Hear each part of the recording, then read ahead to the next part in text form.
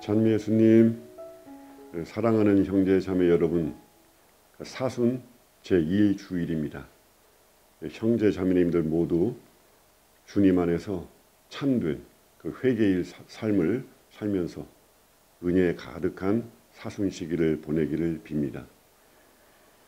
오늘 제1독서 신명기 26장은 많은 그 성서학자들이 이스라엘의 신앙 고백, 그러니까 우리가 매 주일과 또 중요한 축일 그리고 대축일에 고백하는 사도신경과 같은 것이라고 그렇게 보고 있습니다.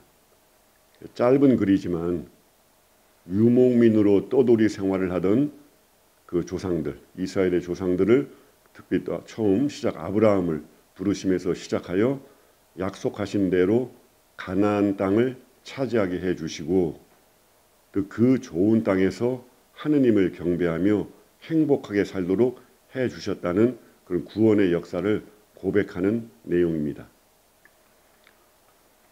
우리가 고백하는 사도신경은 하느님의 아들이 동정 마리아의 몸에서 인간이 되시어 우리를 위해 죽으시고 부활하시어 성령을 보내주심을 믿고 성령께서 이끌어 가시는 교회, 그리고 죄의 용서와 영원한 생명을 믿는다는 신앙 고백입니다. 이것은 하느님께서 우리 인간을 구원하시고 모든 세대에 성령을 통하여 교회 안에서 그 구원의 역사를 계속 행하고 계시다는 신앙 고백입니다. 하느님의 구원 역사를 기억하는 것은 올바른 신앙생활, 그 영성생활을 위해서 가장 든든한 기초가 됩니다. 왜냐하면 하느님을 바라보지 않으면 자칫 우리가 좋다고 생각하는 것, 선하다고 생각하는 것, 그런 것들을 모아서 그것을 하느님의 뜻으로 삼을 수 있기 때문입니다. 참된 하느님의 뜻이 아닌 자신의 주관적인 선, 자기가 좋다고 생각하는 것, 거기에 집착하여 신앙생활을 하는 모습을 빗나간 영성이라고 부르기도 합니다. 우리의 삶 속에서 하느님다운 하느님을 만나기 위해서 하느님께서 실제로 행하신 구원의 역사를 생생한 역사 안에서 들여다보고 기억하고 그 안에서 우리의 삶의 길을 찾아야 합니다. 그래서 성경 말씀을 자주 대하고 때로는 필사도 하고 또 성체 앞에 나아가 성체 모습으로 계시는 예수님을 마음에 담고 그분의 사랑을 기억하는 것, 또 미사에 참여하여 우리를 위해 내어주신 주님의 몸을 영하는 것이 우리의 영혼을 위해 얼마나 중요한 일인지 모릅니다. 우리는 몸의 건강을 위해 매일 세 끼의 식사를 잘 챙겨 먹습니다. 그만큼 우리가 말씀과 기도와 성체 안에 담겨있는 영혼의 양식을 자주 받아 모시는 것은 당연하지 않겠습니까? 주일 미사 이외에도 평일에도 시간을 마련하여 미사에 참여하여 말씀을 듣고 성체를 영하는 기회를 자주 가지시면서 주님의 사랑을 기억하고 마음에 새기십시오. 주님의 강복이 늘 여러분과 함께 하실 것입니다. 이것이 제2독서에서 바오로 사도가 말하는 참으로 믿는 이들의 삶이라고 할 수 있습니다. 특별히 주님의 말씀과 관련하여 오늘 복음으로 들어가 봅시다. 오늘의 복음은 우리 모두가 너무나 잘 알고 있는 이야기입니다. 예수님께서 광야에서 40일 동안 악마의 유혹을 받으시는 장면입니다. 복음서마다 약간의 차이가 있긴 합니다. 마테오 복음에는 예수님께서 40일 단식하시고 시장하실 때 광야에서 악마의 유혹을 받으셨다고 하고, 마르코 복음과 루카 복음에서는 예수님께서 40일 동안 광야에서 악마의 유혹을 받으셨다고 합니다. 유혹하는 존재에 대하여도 마태복음과 루카복음은 악마로, 마르코복음은 사탄이라고 부릅니다. 그런데 사실 이 차이는 그렇게 중요한 것은 아닙니다. 사탄과 악마는 같은 의미이고 중요한 것은 40이라는 숫자입니다. 우리가 구약 성경을 보면 노아의 홍수가 40일 동안 지속되었고 또 요셉의 시신을 방부 처리하는 데에 40이 걸렸고 모세가 시나이산에 올라 40일을 지내며 주님을 만나고 십계명 그 판을 받았습니다.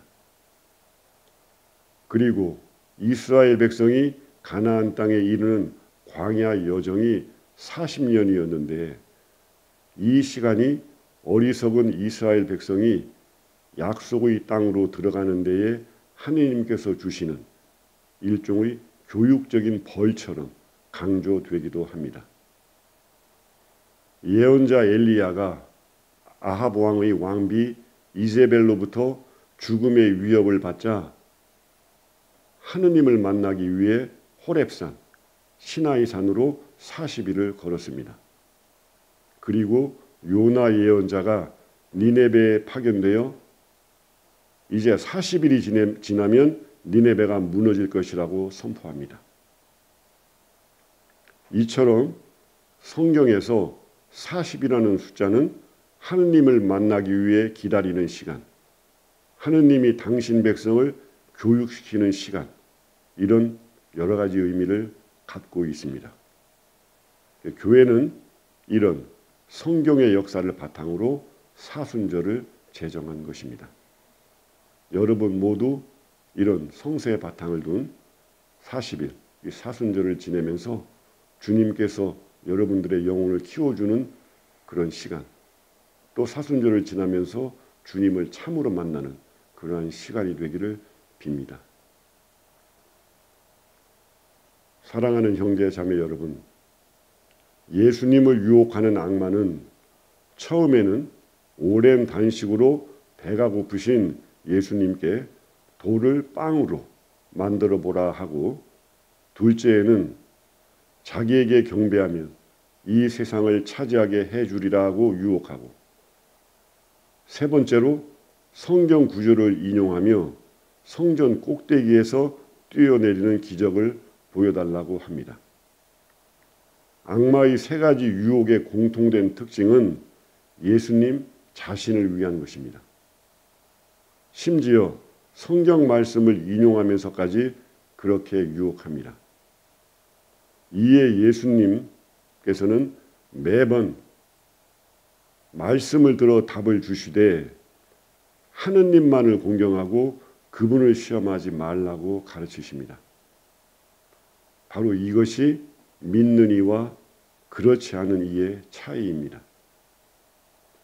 우리가 주님을 믿는다고 말하고 교회 안에서 칭찬받을 만한 그런 봉사를 하고 말씀에 대한 남달리 풍부한 지식을 가지고 있다 해도 그 모든 것이 사실 자신의 자리를 다지고 자신의 영광을 위한 것이라면 우리도 모르게 그렇게 말하는 악마의 유혹에 넘어가는 것이라고 할 수 있습니다.